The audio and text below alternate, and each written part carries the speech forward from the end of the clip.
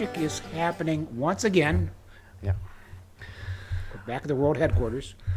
All right, ladies and gentlemen, welcome back to the Old Naturalist. My name is Brandon Brzezinski, and I'm excited. I am very excited.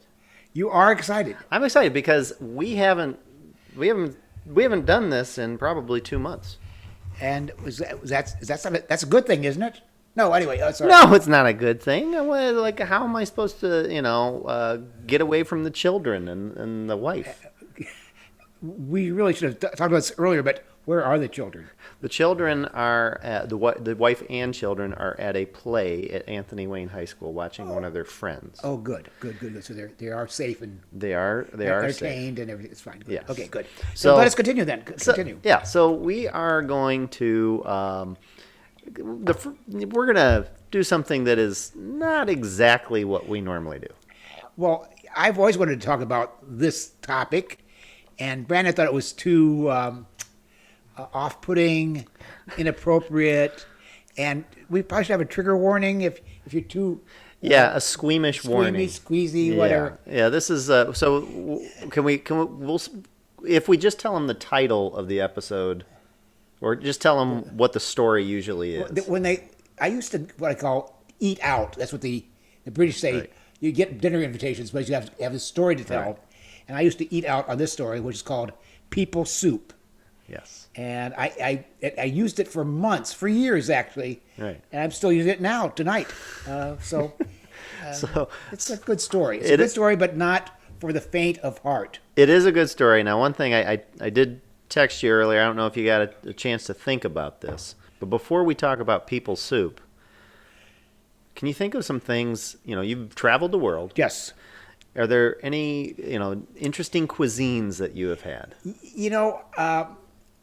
I have had a few weird things, Okay. I've eaten the honeypot ants in Australia, the ones that have the big fat abdomens full of the sugar water. You've eaten the actual ants? Just a few of them. Okay.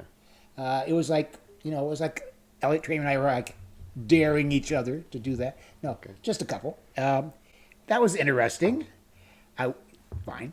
I've eaten on safari with Jerry Stewart when he bagged himself an impala. The camp cook fried it up for us the next night, and we had impala steaks out of that campfire. That was nice.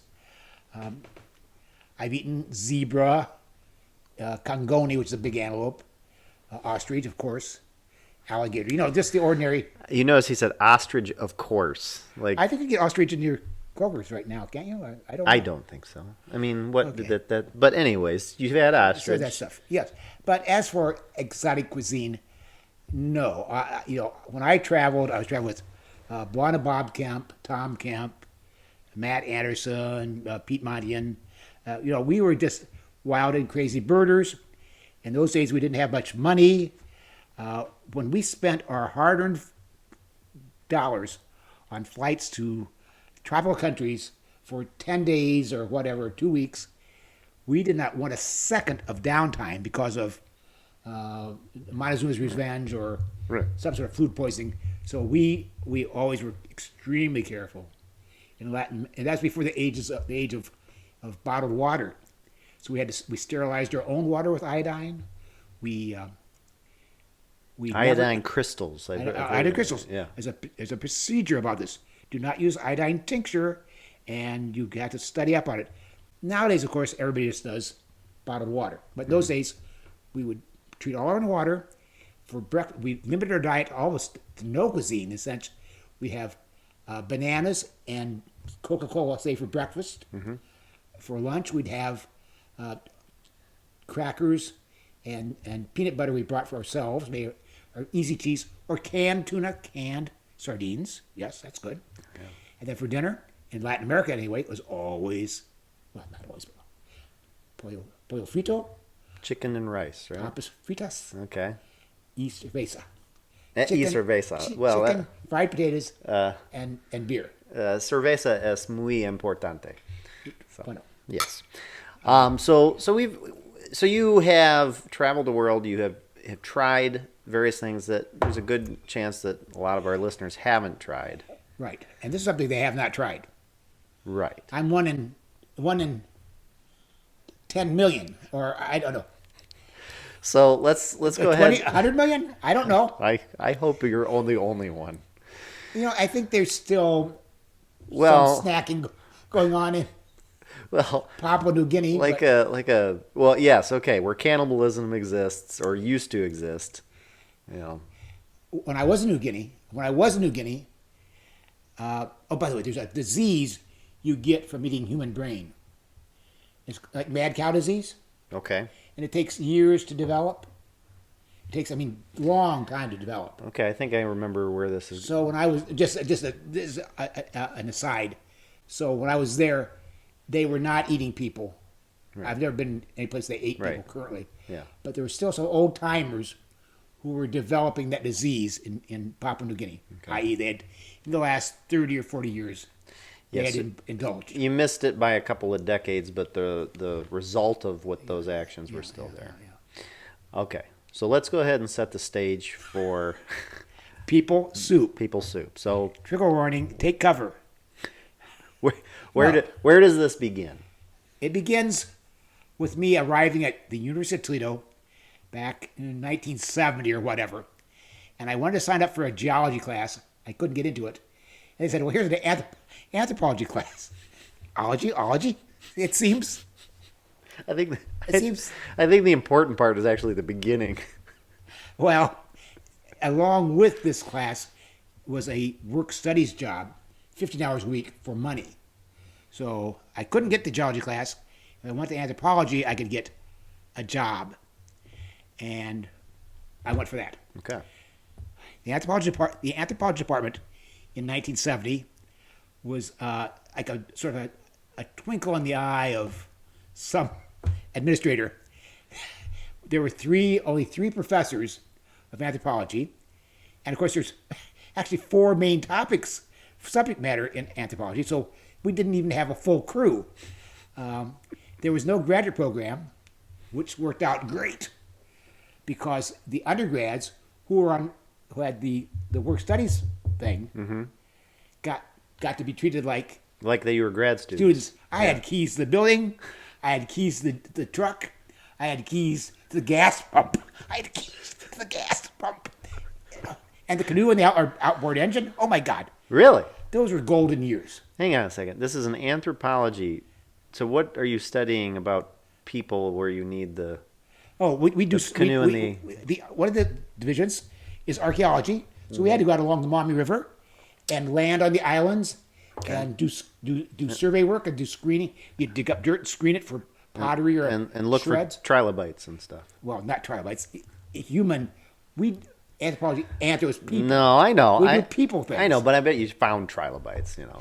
So archaeology, we had a crazy archaeologist, Earl Prawl, and there's stories. That's a whole nother, a a different. whole nother episode. That's a whole other podcast. Earl Okay. Prawl. Okay.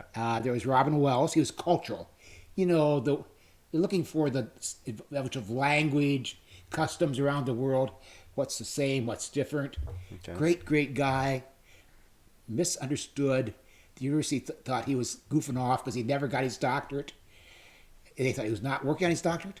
I saw he was writing the Encyclopedia Britannica. Research papers He and was everything. researched. He was nuts. Yeah. He was writing research. He was not going to, nothing before his time. He was ready to. Right. Great guy. And another great guy. In those days, he was Jim Mitras, but he was his adopted family. It was the Greek name Mitras. Okay. He was really Irish, and he discovered his Irishness later. He became Seamus Mitras, and I think Seamus, he's got to be 90. He's still around. I think he's probably still teaching. He's feisty. I don't know if he remembers everybody the way he used to. Now, hang on. Was he feisty when he was Greek, or did he get feistier once he realized he was Irish? He knew he was not Greek. Greek. Yeah. He knew he was adopted. Okay. But it dawned on him that he was going to shed that first name. It was actually, he didn't mind the Mitras. I think he was happy with his family, but he wanted to shed that. He called it the English slave name, Oh. James. Get him a good Irish name, Seamus. You think anybody else other than an anthropologist would feel that way? I mean, that seems like something that might be informed by his study of people, I would think. Well, or being an Irishman, I guess. Okay, or that. Or want to be Irishman. I don't know how Irish could have been if he's raised by Greeks. So, I don't know. I think he became a gun runner to the IRA. no, come on. Okay. Well, you could ask him if he's still around at 90, around, he's still and I teaching. think maybe he'd admit now because the what is it called? The time limit runs out on your. It's a your good crime. thing that we have like 30 listeners because sometimes I worry like we could be sued if we were, Anyways, you are a undergrad. Undergrad, so but basically getting all the privileges of a grad student. Right. And I said Earl was archaeology, Robin was cultural, Jim, Seamus, now Seamus, you got to be clear with that, he's Seamus now, was the physical guy, the evolution of man, from the primates up to the modern man, all the prehistoric Neanderthals and Homo erectus. Homo erectus, all those. Very good. That slipped my mind because I'm old. And also the evolution of human diseases that went along with that. And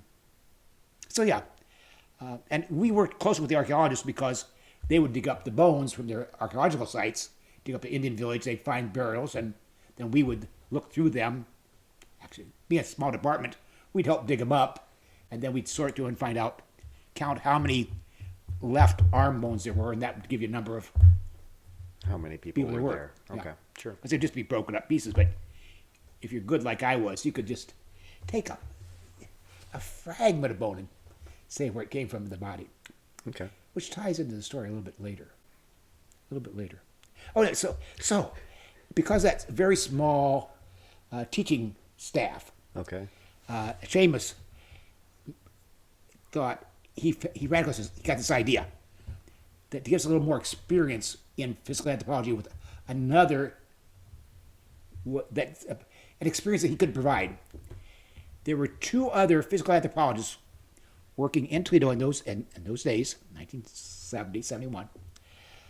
Dr. Frank Saul was a physical anthropologist. He did lots of great research in Central America, in the Mayan burials and civilization. He was a very big guy, very, very big in his field. Mm-hmm. But he also taught anatomy and physiology to the future doctors at MCO, as it was called then, MCO, Medical College of Ohio. And so he was kind of a leading figure in physical anthropology.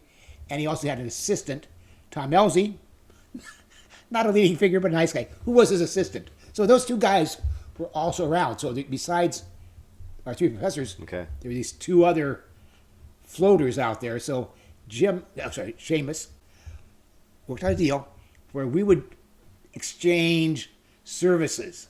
Okay. And they're doing something a little different than what the Yes. university is doing. Yeah. Now, of course, actually, Dr. Saul's job was teaching anatomy to doctors, future doctors. But he had, besides his interest in the Mayan people, he also was working on doing a collection of the bones of all the primates, apes, monkeys, whatever he could get his hands on. Okay. And he had another side hustle on that subject. He had worked out with the Toledo Zoo that every time they had a monkey die on them, or a monkey or an ape die on them, he got dibs on the body. You might not know, but zoos do go through a lot of small animals. Small animals don't last very long. Tropical animals don't last very long. Well, that makes sense. And you get a turnover. And this is back in the old days. They had this thing called the Monkey Mountain or Monkey Island or whatever At the Toledo Zoo. at the Toledo Zoo, and it was just a little moat encircled pile of rocks, and the monkeys would go in there and they let them just run crazy in there. Hey, a monkey might get in that fight with another monkey, get a few bites, get sick, crawl in a cave, and die, or whatever. And the keepers might not notice it until Really? whatever. And they have to go up the mountain, climb around until I found him and pull him out. That's not ideal. And what the deal was, if they found a dead monkey, had a monkey die in a normal way, they'd take that little monkey body and they'd put it in a garbage bag, plastic garbage bag, just like we have today. This was ancient times. This is back in the 70s, you know. Yeah.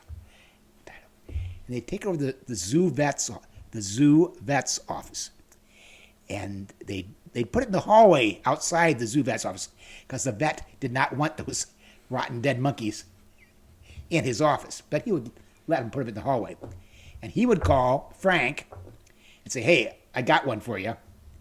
And so the next day or two, think about this in the summertime. Think about it being in the summertime. They find it because it smells bad. They put it in the hallway. It stays there for a day. Good Lord. And then somebody pick it up, Tom probably, or I don't know, Frank picked up his own dead monkeys. Anyway, that's what his assistant for, is to pick up the dead monkey. Right. And he'd take it back to the medical college. And at that time, this medical college was pretty new in those days, and they were still using some recycled buildings. One of them being the old, we used to call it the old tuberculosis hospital. When there used to be a lot of TB in the old days, A bunch of lungers. they had a special hospital for those people that were Right. isolation. And so a lot of the offices were still in that. At those days, was in this. They were building new things, but they were using some of the old things. So Tom, I think it was Tom, had near his office, in his office, I don't know, a big old ice chest. I used to buy ice cream out of. There was a big, thick, insulated box with a smaller lid, the hatch there, and like you'd get the ice cream bars out of that thing in the old days. Mm-hmm. Well, they had one that's, and he was empty, no ice cream in there, and he'd pick up the monkeys and throw them in the freezer, and shut the door. Well, the monkey was only halfway towards being a specimen. It was dead, but it needed to be skinned, the flesh taken off, boiled down to release all the little bits, have those scrubbed off, get it bleached, get it dried out, and get it labeled and in a box. Okay. So they just all they had so far was just a really cold monkey now. at the cold dead monkey. Yeah. So here's the deal. This is a long circle. The deal was Frank also. Was Frank a wheeler dealer? I don't know.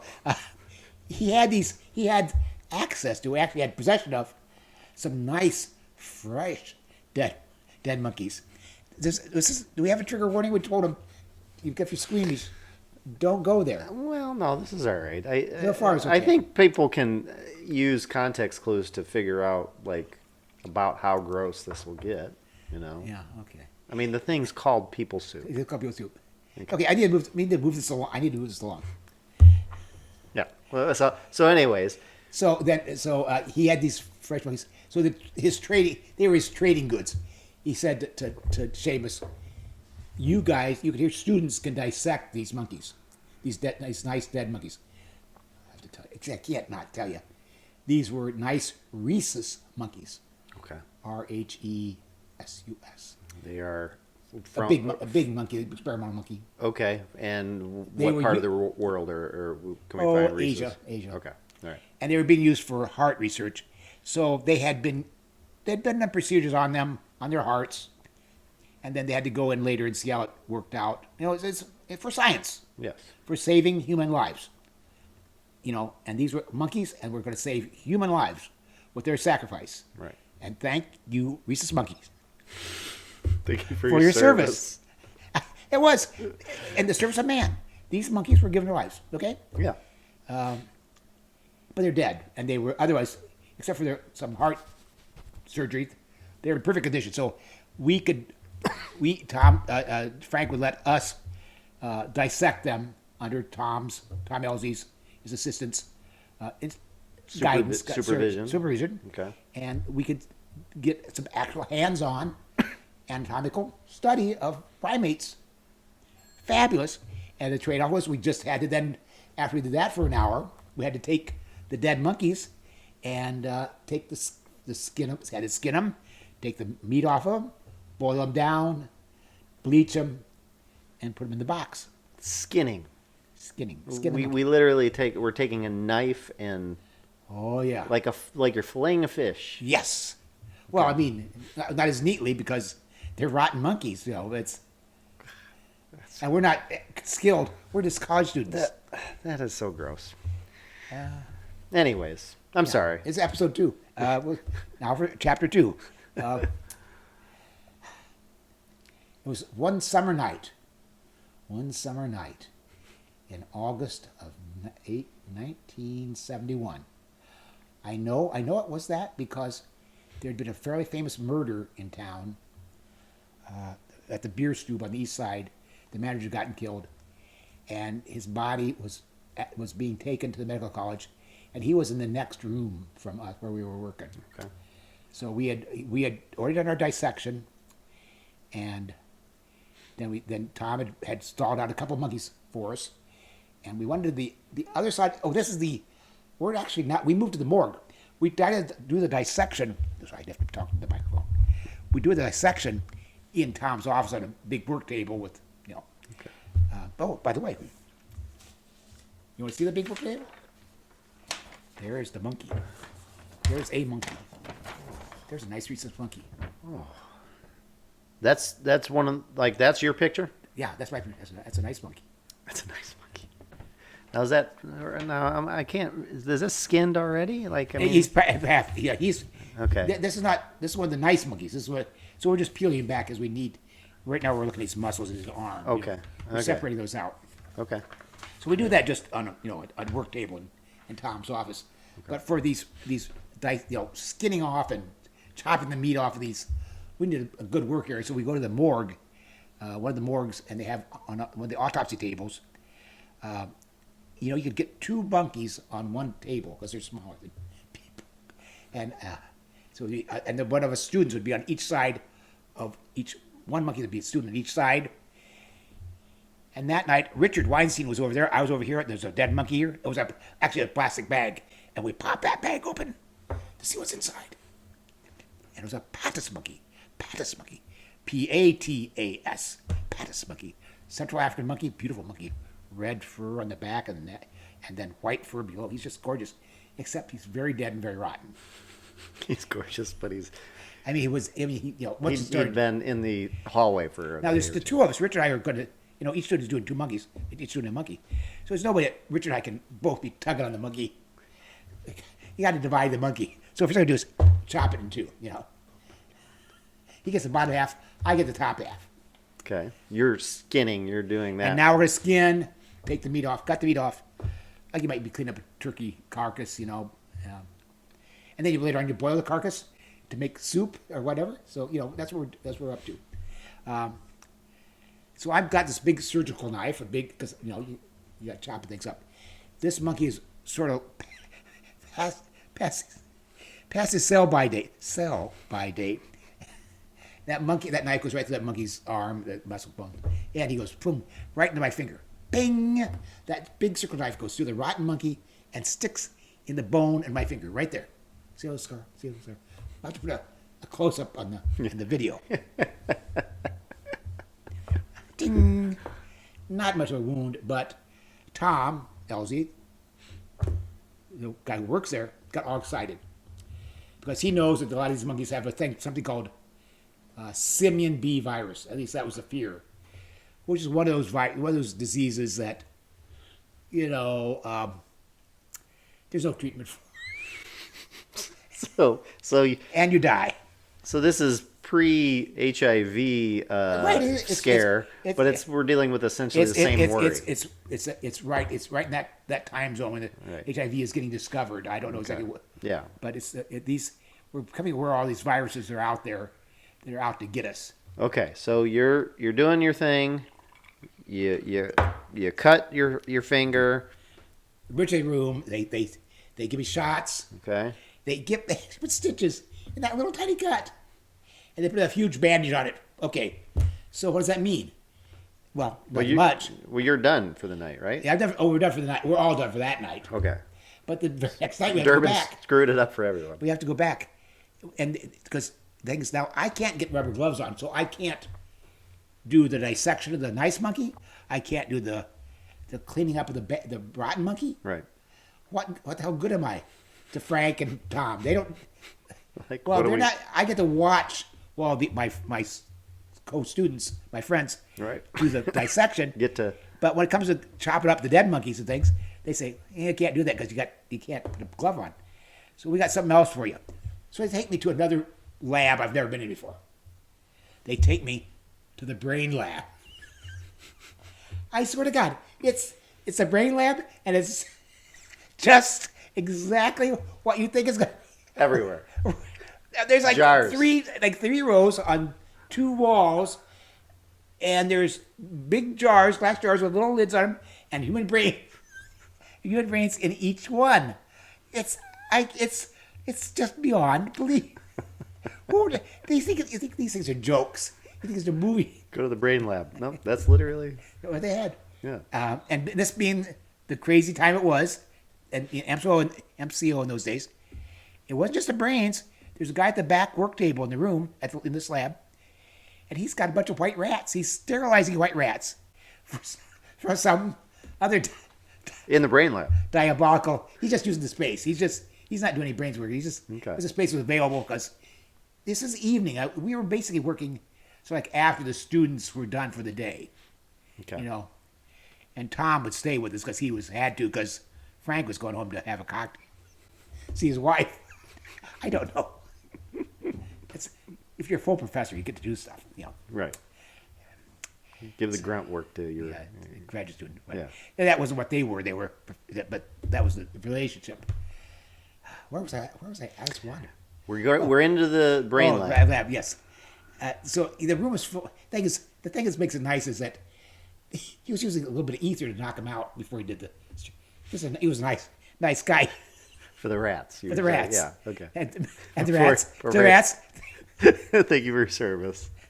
So the whole room smelled of ether. The whole room smelled of ether. And there's walls covered with jars full of brains. And they take me on the other wall, this other wall here, without the brains, there's a utility sink, you know, like you have in a laundry room or a Yeah. laundromat. Okay. Like a slop sink. And it's a big high thing, it's a big plastic Right. weird thing. And then up on the corner of it, probably is I think the term is a stock pot. It's like if you want to make a big, huge batch of, say, soup, a big kettle thing For like a restaurant. for a restaurant, exactly. Yes, yeah. Army, where they got, Right. you know, get the mashed potatoes in there and they get the big scoop of slapping. Like a prison. Yeah, You a know. prison. Yes. They, Yeah. yeah, exactly. You got it. You got it. So I go in there, and here's the stock pot, and here's the deal.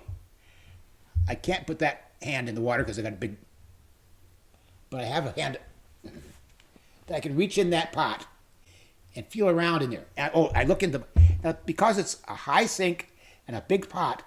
It comes up really high on me. It comes right, you know, not to my chin, but just The top of the pot?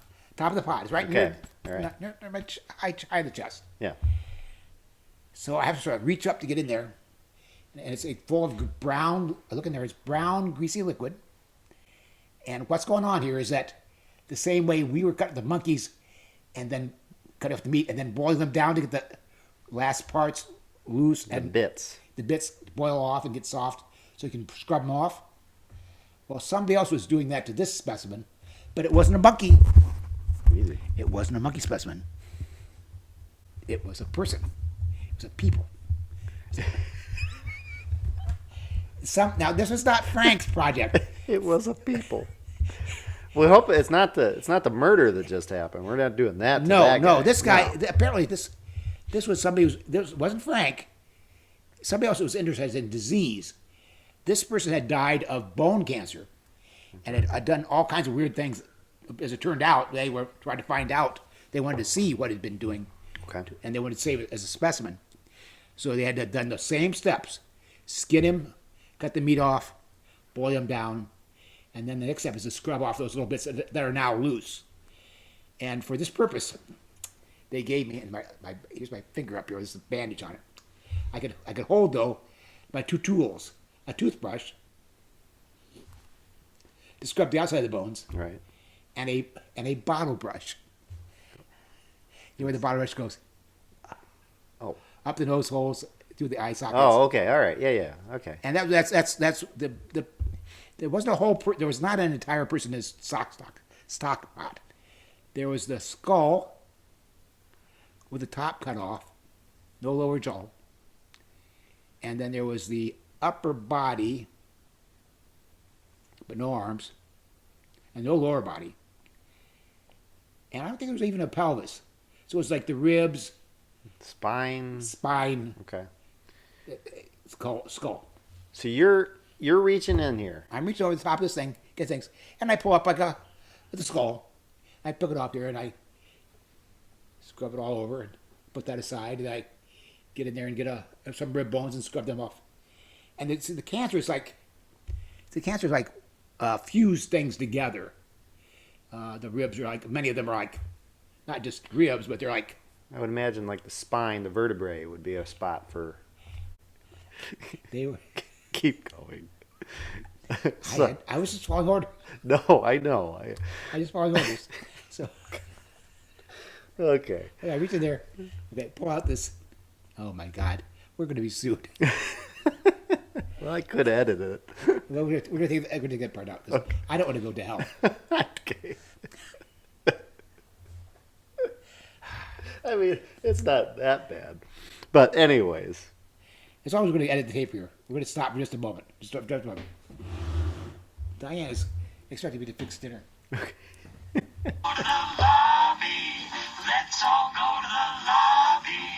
Let's all go to the lobby to get ourselves a treat. Oh, All right. okay, I'm sorry. I'm back. So So, we were talking about the guy who had the bone cancer. okay, Okay. so I reach in the thing and I pull bones one by one and scrub them off.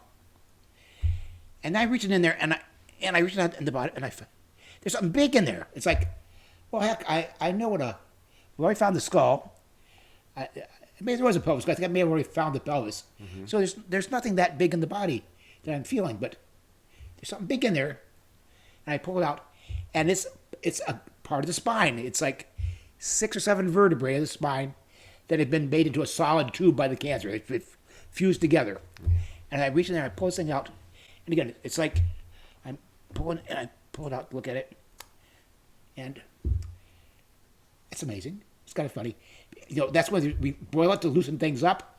The spinal cord that was in that that fused vertebrae was too tight to come out before, but now it's loose.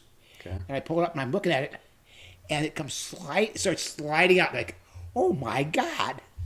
It comes like a snail out of its shell. Oh my God! And it comes sliding out and it falls into that brown greasy broth and splashes right in my mouth.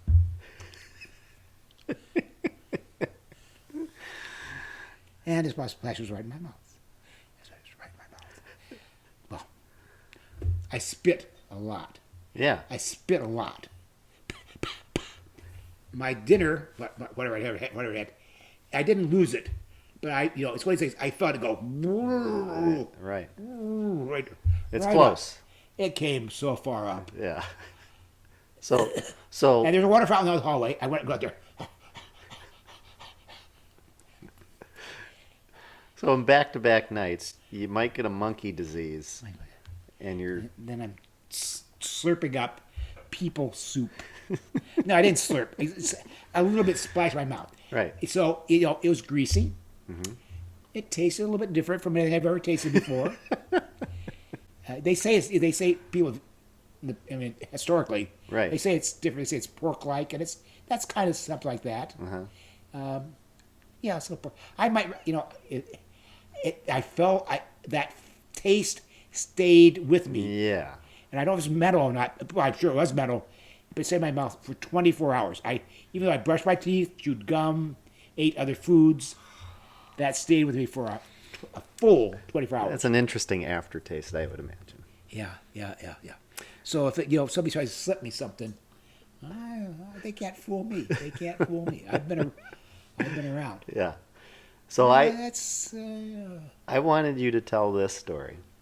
because there's a science teacher, hi Drew, at Hi, Fort Drew. County, and I told him he was listening to our hippo episode, Yeah. and He didn't believe a word of it. No.